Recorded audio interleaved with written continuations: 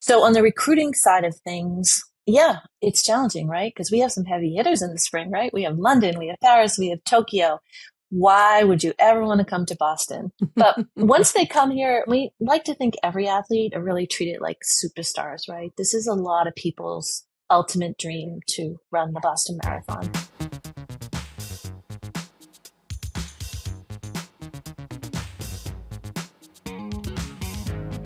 Joining us now, she's the Chief Operating Officer at the Boston Athletic Association, responsible for getting the world's best marathoners to Boston every April. She personally ran 25 consecutive Boston marathons and the fastest runners in the world. Call her MK. It's Mary Kate Shea. Hi, Mary Kate. Hi, Sarah. How are you? Nice to be here. I'm good. Thanks for coming on. I'm excited to pick your brain, especially as someone who has not run a marathon. I, at one point when I was a collegiate track athlete, thought later in life that'll be something I do. And then unfortunately, injuries derailed me and I'm not able to do it. But I still question the sanity of people who do a lot of them. I understand, getting the one medal and saying you tried it and you did it, but 25 in a row, that's crazy. So congrats, but also damn. How did you get into running marathons and making it your goal to maybe run 25 straight in Boston? Thanks, Sarah. What was your track event? Heptathlon. Oh, I did the pentathlon. That's great. No way. Yeah. Yeah. I love that. Yeah. So 800 was long enough for me. 800's a beautiful event, isn't it? Oh, sure. Yeah. So I ran in college at Holy Cross in Worcester, Massachusetts. And from there, I just love to run. So I started running in about seventh grade and always had been a runner. I just love what it feels like to be a runner. So pretty early on, I set a goal of, because I grew up in this area, I grew up in Weymouth.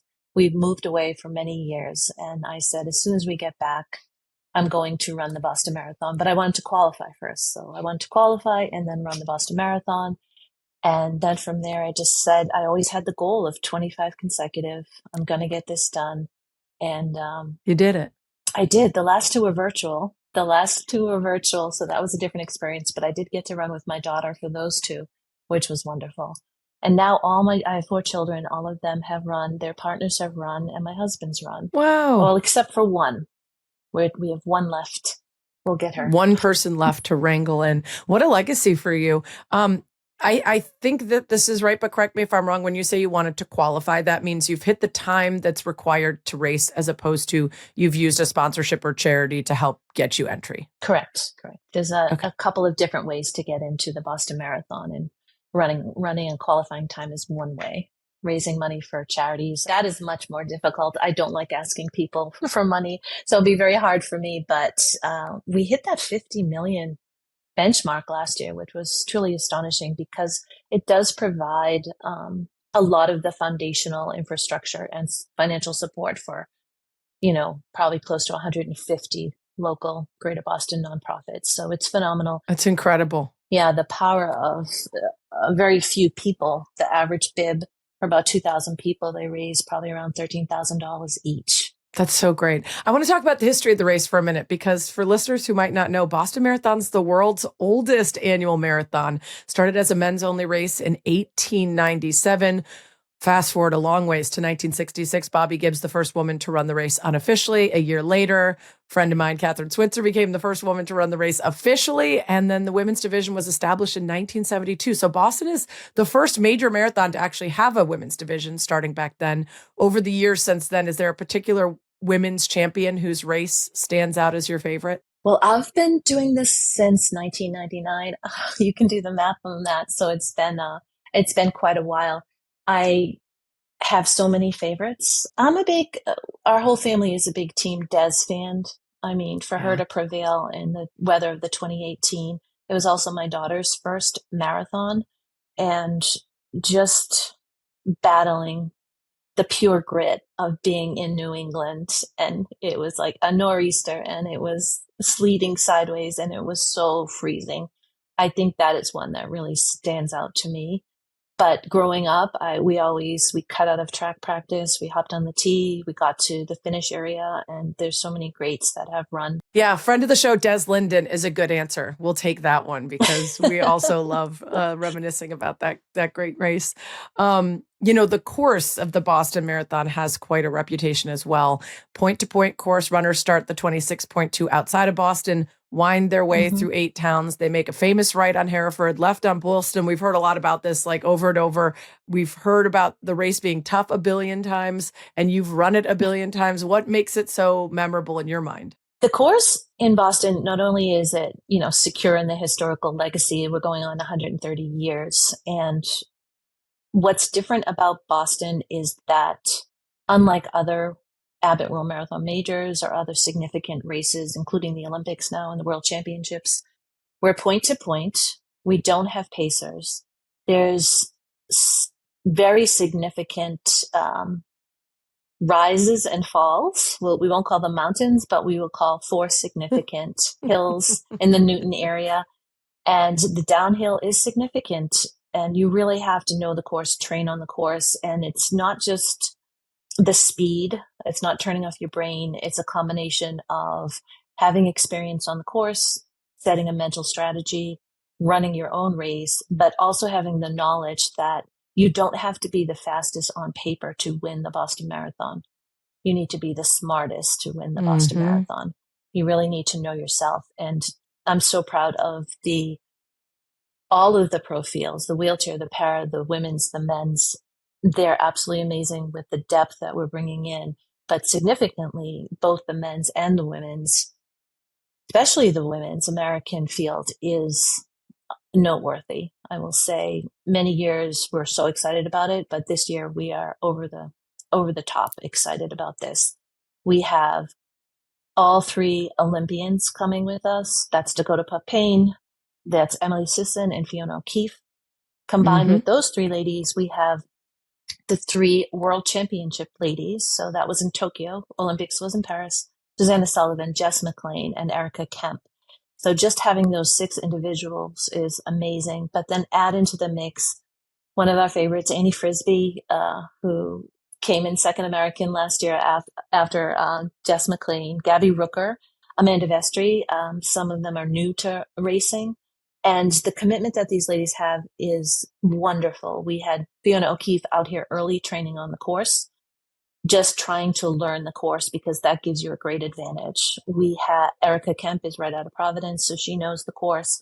Jess McLean has trained on the course and she's run on the course. Susanna Sullivan was with me last weekend. I drive the pros out backwards on the course so they can understand that height of land, that descent. And we go over every single kilometer, every single mile of that course. And and then Emily Sisson, the American record holder who is in the race, she came out and practiced and she ran at Providence College and she knows the area, but they all want to get out on that course. It's a significant mental advantage, but it also lets you test your legs on those downhills. Yeah, you've got a great pack of U.S. competitors. You've also got the defending champion course record holder, Sharon Lokedi. You've got a bunch of others, 8 athletes with personal bests under 2:20. That's about a 5:20 minute per mile, which is crazy to me. Yay, Sarah. I like your pace chart. What would you say about this field in terms of like ranking it in terms of the one of the deepest maybe that the Boston Marathon has seen? Well, and that's another significant difference for Boston. Unlike some other races who may have a couple of stars here, a couple of stars there, we always have the depth too. So on the American side, there's 10 women who run 225 or better. That's just phenomenal. And then we have 30 women total have run under 230. So having that depth on the women's side really proves that this sport is just keeps raising the bar for both genders. I mean, overall in the pro field, we have, I think it's about 180 athletes from 34 countries in the pro fields. I bring in about 60 to 70 pro men, 60 to 70 pro women. And then we have about 60 pro wheelers and 13 parapros. The other nice thing about Boston is that we have 20 champions returning. So we have 7 para divisions. So that's a big group. So we have the wheelchair champions returning. Susanna Scaroni, who is American and she's our defending wheelchair champ, she is pregnant, so she is taking a pass, Oh. but she'll be visiting with us. And then, as you mentioned, we have Sharon Lokedy coming and John Courier, our defending champ, and Marcel Hoog. So let's talk about how you get this incredible field, because that's your job. You have to go It is out my and get job. all these Yeah. folks to show up. It's Hmm. not the typical chief operating officer in the way many people think about it, because you're Right. recruiting professional distance runners from around the world to say, I'm going to come to Boston. I'm going to Hmm. commit to training for this very specific race for a big chunk of Hmm. my year. And unlike maybe folks that are working for other races, you do have the prestige, but you also have a race that's not known for world record times. So you've got to sell people to come to something very Absolutely. prestigious, but that maybe isn't going to help them with the numbers that they're looking for. What's the sales pitch you make if someone's maybe on the fence? That's true. That's true. And I don't want to be remiss. We also have a world class 5K on Saturday, and we have a super cool professional mile on Saturday as well. So check out those And field that's lists your and come job down to too? Boston if you can. That's my job too. And Oh then my the gosh. COO job really is, so it's internal operations. So it's every single person who runs any of our races, our team, are there touch points from the time you make the decision to sign up for the race until the time you cross that finish line and head back home? So all of those athlete services, all of the Salesforce infrastructure, all of the human resources, all of the financial, all of that is in our group. So we really do touch every athlete, which is super cool. So on the recruiting side of things, yeah, it's challenging, right? Because we have some heavy hitters in the spring, right? We have London, we have Paris, we have Tokyo. Why would you ever want to come to Boston? I mean, the year after 2018, it started pouring rain, and I said, we're never going to get these people back. But once they come here, we really try to. We have such a wonderful team at the Boston Athletic Association, headed by Jack Fleming. These athletes, and we like to think every athlete are really treated like superstars, right? This is a lot of people's ultimate dream to run the Boston Marathon. It's devastating if you qualify and you don't get in. It's devastating if you can never get here and this is your lifelong goal. So we like to think that we set up an experience that really is part of the frosting on the cake, right? So what can you prove? Like, how did Eliud Kipchoge decide to come here? How do some of the best, Helen Obiri, Sharon Lokedy, why do they decide to come here? They come for the competition. They know it may not be their fastest race, but it might. Mm. You know, there have been some crazy fast times here. It can be a world best, and we love to say it's a world best. It has been a world record back in the day with Joni and others. And people want to come here because they want to strategize. And it does mean something. There are so many athletes from so many countries that win in Boston. We have a significant prize award. They take that money, they go back. People have built hospitals. People have brought Wow. electricity to their towns. There's just an amazing amount of good that people do. But it's historic. There's a legacy there, and we really treat people well. You know, from the time they Yeah. leave their country till the time they land at Logan, they're greeted. We have a private chef. We stay at a great hotel. There's family dining. We have massage. We have recovery. Anything they Wow. need, we're here for them. There's a lot that Yeah. goes into it. So hotel, travel, meals, everything's taken care of for these amazing athletes. Well, and you mentioned the fee. So the way this works for professional marathoners, the top athletes get paid an appearance fee by a race. So the Boston Athletic Association will pay them to just show up and run. And then depending on how they perform in the race, they could walk away with more money too if they win, or if their sponsor maybe has a bonus for hitting a certain time. I know the details of how much people make is confidential, but that's generally how it works, right? That's part of the experience, is not just when you come here, we treat you great, but also it's worth your time to show up here. Not only because also if you're a strategist who maybe isn't quite as fast as someone else, you think this race might be the one you can best them in, because it is more about strategy than just speed. Absolutely. It's pure racing here. Yeah, I mean, these are professional athletes. These are the best athletes in the world who are coming to Boston, and they deserve to be paid. They deserve to be sponsored. They deserve every perk they can get because unlike a lot of sports, they may be working, say, 12 weeks, 16 weeks to prepare for an event, and everything is laid on the line for Mm. those 2.5 hours. And Mm. there's either going to be tears of joy or tears of pain, but there's a lot on the line for that Or experience. maybe both. Maybe both at A different lot of times. pain even when Yeah. you win. How does the recruiting process typically work? Like how far in advance are you talking to someone after putting Boston on their calendar? It's, if you can believe it, I'm already recruiting for the 10K, which is at the end of June. But for the marathon, it's evergreen. It could be in advance of this year's race. They might want to come out in the summer and check out Boston and maybe run one of our distance medley events. It might be minutes after they cross the finish line at the Boston Marathon. It's really evergreen. I would say the heaviest parts for the Boston Marathon are that I would probably have the field mostly locked up by early November. And you've got to travel for your job a lot, going to races, distances all over the world to scout potential recruits. I do, and I love to travel. What do you look for in a runner that you're like, this one might be great in Boston? Well, it's like that kid who knows every stat about baseball. So I already know all the stats. There's a lot of great databases. I know what races they've run. I know who they're coached by. I know their agents. I know who they run with. I know where their training camps are.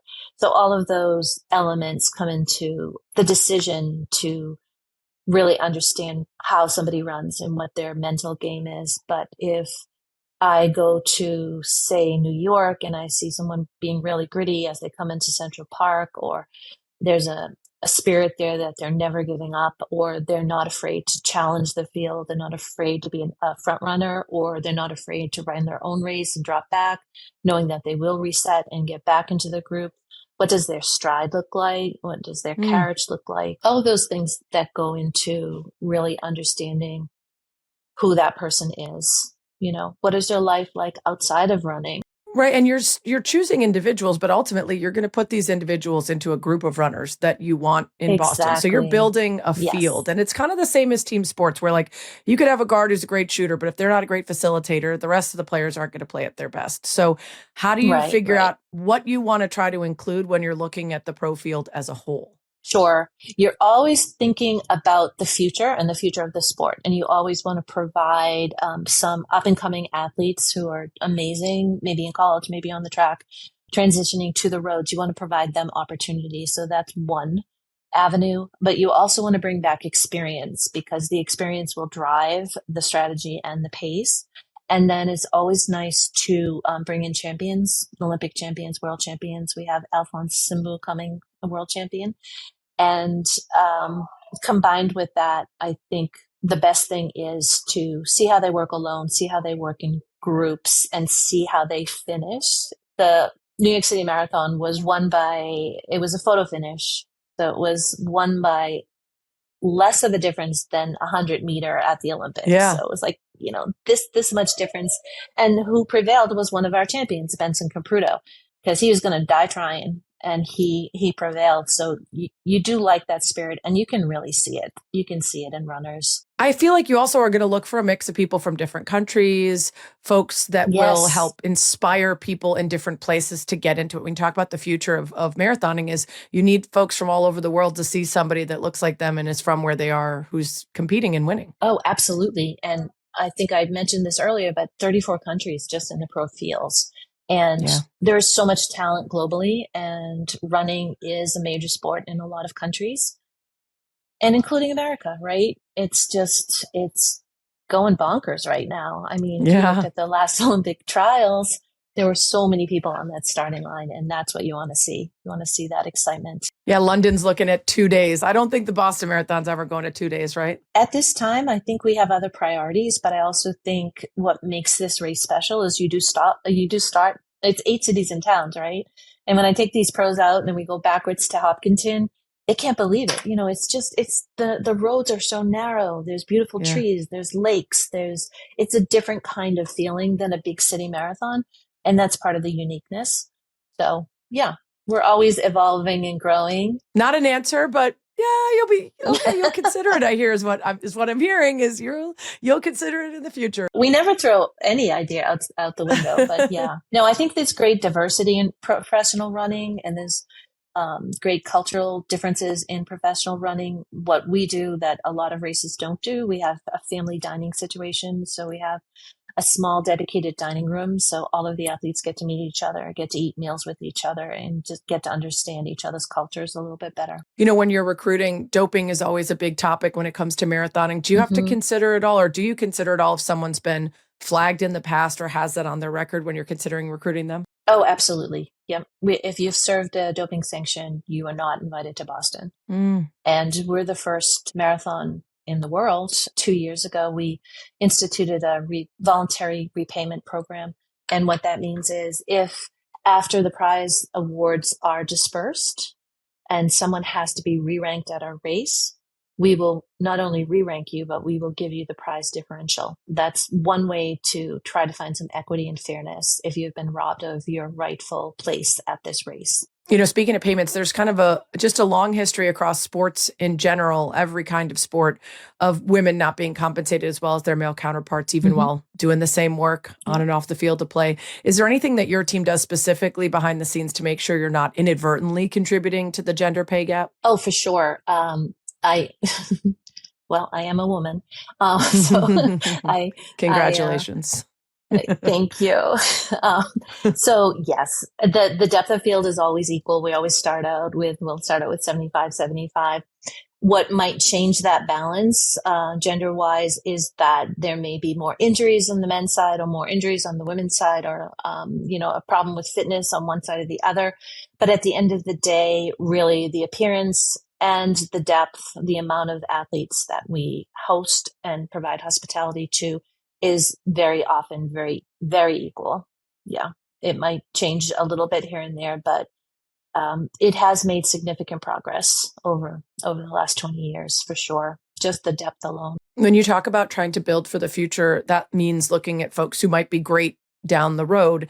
Those might be cross-country runners. Boston course could be compared to a really long cross-country race with the inclines and the declines. Is there any connection there? Are you looking at good college cross-country runners that might make good Boston marathon runners? Absolutely. I went down to Florida. I went down to Tallahassee at the beginning of the year to the World Cross Country Championships. So I was looking at a lot of not only the U20, but the open group, and seeing how they perform on the cross-country courses and what that is like. That definitely is a factor. It's not the only factor, but it is a factor that, that toughness is inherent there. So definitely look at the cross-country seasons. Any middle distance racers that maybe haven't yet moved up to longer, but you're keeping an eye on that you're hoping will try 26.2? I think that's always the hope. And the difficulty is, so that's why I love going to the Olympics and World Championships, because I love to just live at the track and see that progression.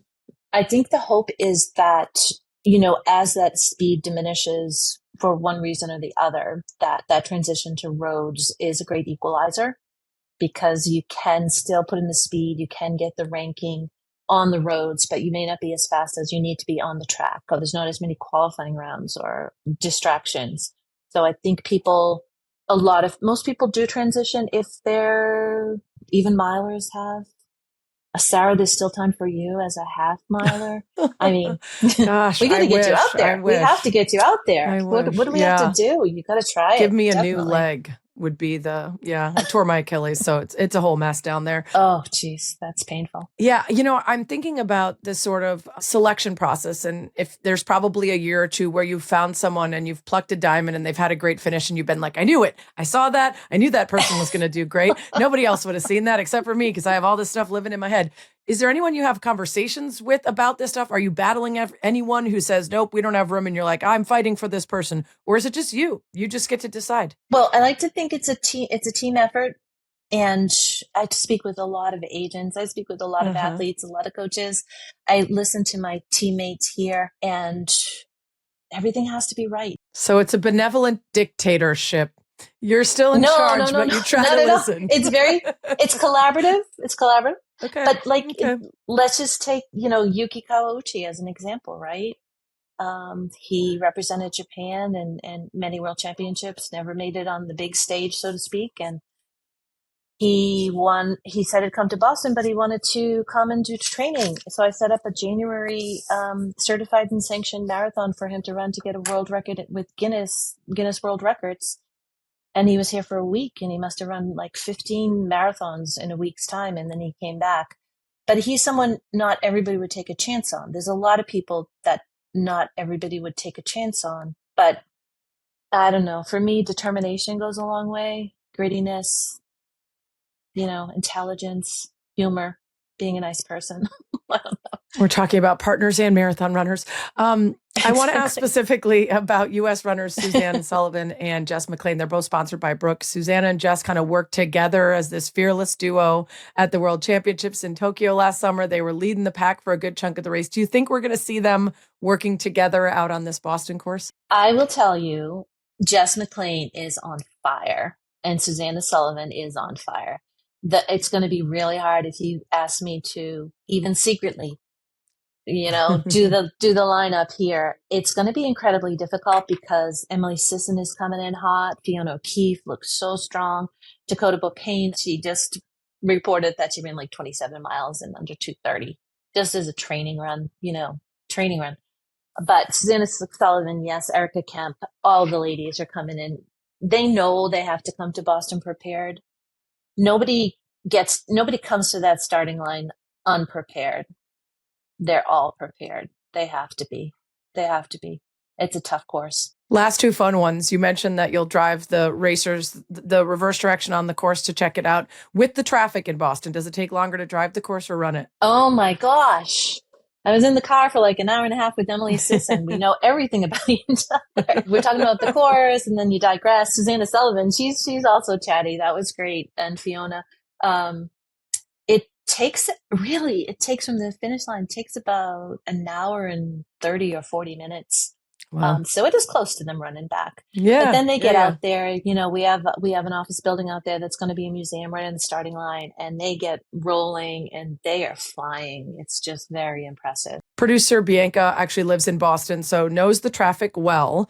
And we have a lot of listeners in the Boston area. So we want to know from you, since you've run it 25 times, since you've been there every time since 99, what do you think is the best spot on the course to cheer from? Oh, it has to be where my family cheers from. It has to be, on Com Ave near the right on Hereford, left on Bulliston, but with the fans in the nitty gritty, not on the finish line, but with the fans, just driving people that last mile, just cheering for them for all you're worth. I've kissed some grandbabies on that corner. Yeah.